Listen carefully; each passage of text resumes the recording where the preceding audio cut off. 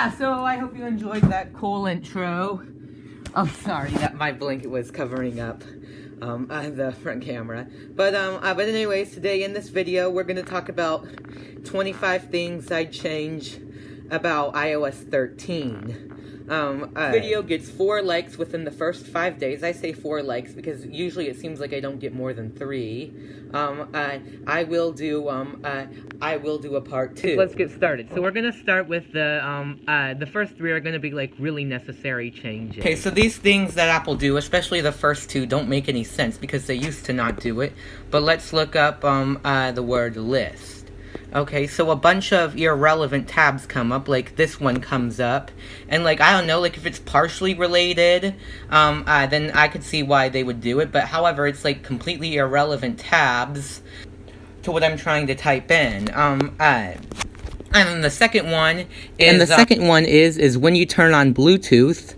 As you can see, there's no Bluetooth indicator in the notification bar. And then the third one is okay. So when you're trying to add music to a playlist, like let's go here and then here, and then we're gonna add music. And then we're gonna go to songs. So like if you add in something that you don't mean to add in, you can't undo it. So I would add the ability to remove songs from the playlist that you're adding in. One is so on the iPhone 10, 10R, and 10S series, due to the notch, you can't see the battery percentage icon unless you're in the control center. Well, due to the iPhone 10R and 10S Max having more screen width between the notch and the edge of the display, I would add the ability, at least on the 10S Max and maybe the 10R, to see the battery percentage icon. I mean, actually, it is worth noting that Apple has done something in the past. So with iOS, so before iOS 10, this was available on the iPads, or at least the iPad Airs and Pros. But however, there was this feature where you could see the popularity of songs. Previously, it was just on the iPads, but however, with iOS 10, due to the bigger amount of due to the bigger width on the Plus models, Apple added the ability to see the popularity of songs on iTunes from an album on the Plus models, due to the fact that they had more width and the ability to see them.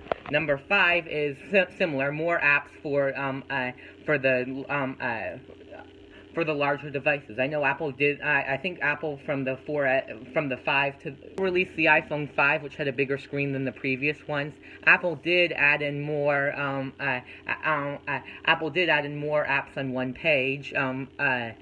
More rows of apps on one page, but however, they haven't been doing that lately.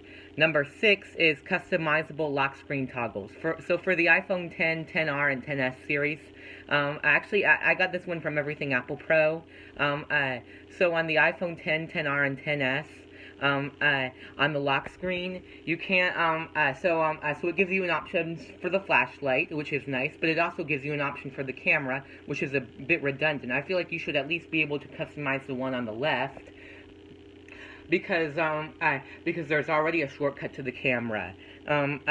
Number 7 is dark mode for OLED phones. So on the 10, 10R, and or on the 10, 10S, and 10S Max, I would add a dark mode beyond the invert colors for actually not only within apps, but also on the home screen. Number 8 is I would add in split-screen multitasking for iPhone 10s Max and iPhone 10R. I'm not sure if I would do it in portrait, landscape, or both. If I said 10R, I don't know if I would do 10R. I might do the 10R, but I might not.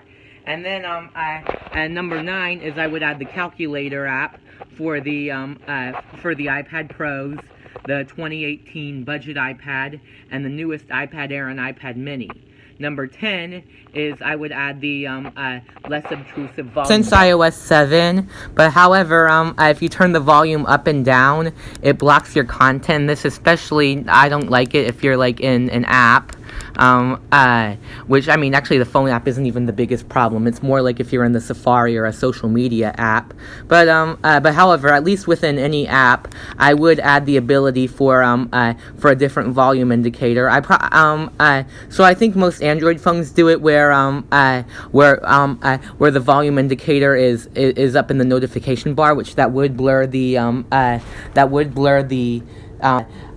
time and other stuff in the notification bar. But I mean, that wouldn't be as annoying. But however, I would make it even better than Android's by either making it a transparent one like iOS 6 or before, or I would move it to the side, which is what Everything Apple Pro suggested.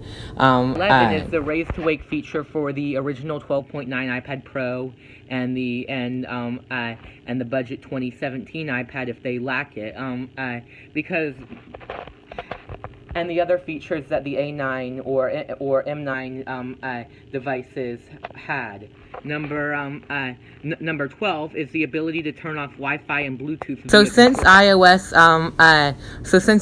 11, if you so if you turn off Bluetooth, which I actually have it still on from the demonstration, you can't actually turn it off. I don't know what I would do. Everything Apple Pro suggested doing double tap. I thought maybe you could have it where you do a cold gesture, but I was thinking maybe it could be where if you hold Everything Apple Pro, I think Everything Apple Pro's idea is good.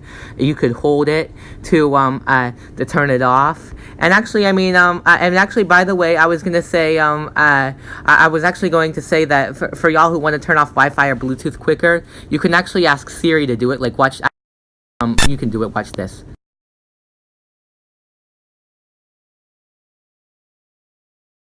And see, it's actually turned off. Now, no one has that, and I haven't ever heard anyone ask for this.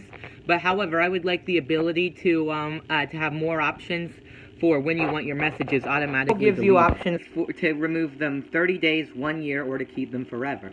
I'd like some other options, like the ability to keep them, like the ability for them to automatically be removed after 2 years or 5 years. Because I want them kept longer than 1 year, but I don't want them to be kept forever. Tina's improved True Depth camera. So, I mean, actually, y'all probably know I have an iPhone 6s, so some of these it wouldn't be compatible for me, but however, I'm eventually going to get the new iPhone, so it should be added in. But I was going to say that I feel like the True Depth camera should be improved. Having the ability to disable the touch screen whenever you're not looking at it, not to be counted whenever you're looking at it. Number 15 is to show that the telephoto lens is disabled when it is. So actually on every single iPhone with a telephoto lens, this is just this is just more of the case on the 7 Plus and 8 Plus, but the telephoto lens is disabled in low light conditions. Which, I mean, actually, I know it doesn't seem like it's disabled, but it actually is, because it's really just using the standard digital zoom. But I'd like Apple to show you if it is disabled by, and I'd actually like Apple to give you a, I would want Apple to show you, like, on the screen that the telephoto lens is disabled, like Apple does with the iPhone XR's portrait mode on the rear camera, where it says, no person detected. Number 16 is the ability to use Siri while doing other things, which this is actually another one I got from Everything Apple Pro, and I don't know, I kind of came up with it on my own. And number 17 is a smarter Siri, because, like, she's actually not really smart in some ways. I mean, I don't know, in some ways she is. In iOS 10 that did get improvements, but however, here's one way that it could... Okay, so I used to ask, y'all, if you do be in 2016, you would probably know about this. I used to commonly ask Siri to repeat after me. It was just something I came up with. I mean, at first I wasn't really asking her to repeat after me. I was just trying to say, I wanted her to say say what I wanted her to say. But however, if you ask her to, so if you ask her so if you ask her to repeat after you, regardless of what you ask her to say, she'll say that she doesn't want to. Like, watch this.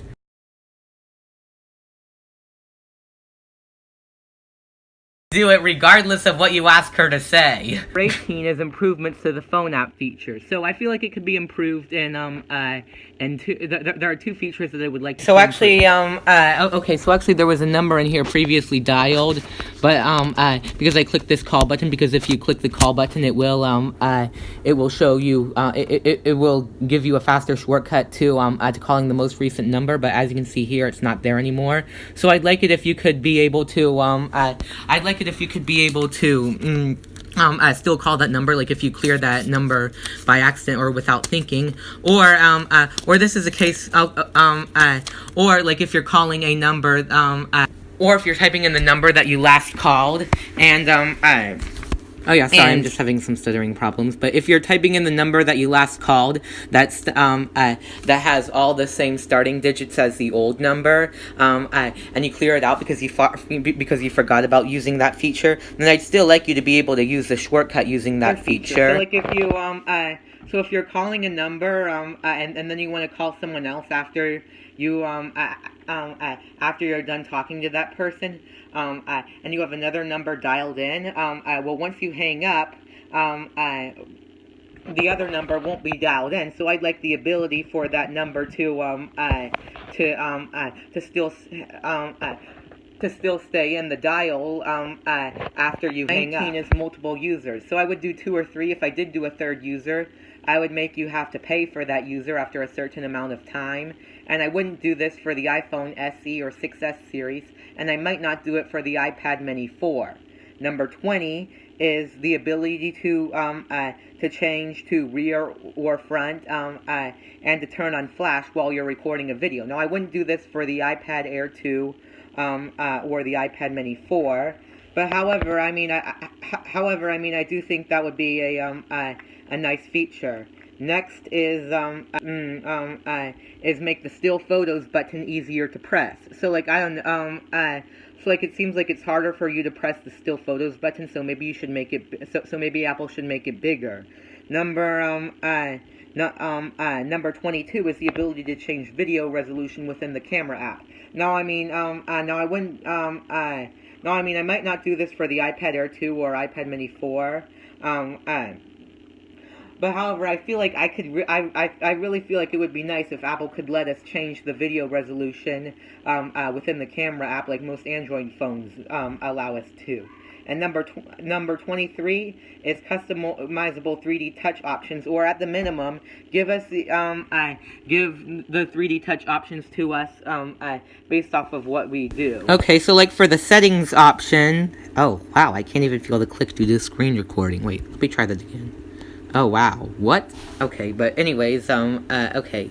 So anyways, as you can see here, these are the 3D touch options. I don't really use any of those for, so I'd like Apple to, and actually it is worth noting that they do have it based off of what you do for apps like Messages. But however, I'd like it if Apple could do that for all of the apps.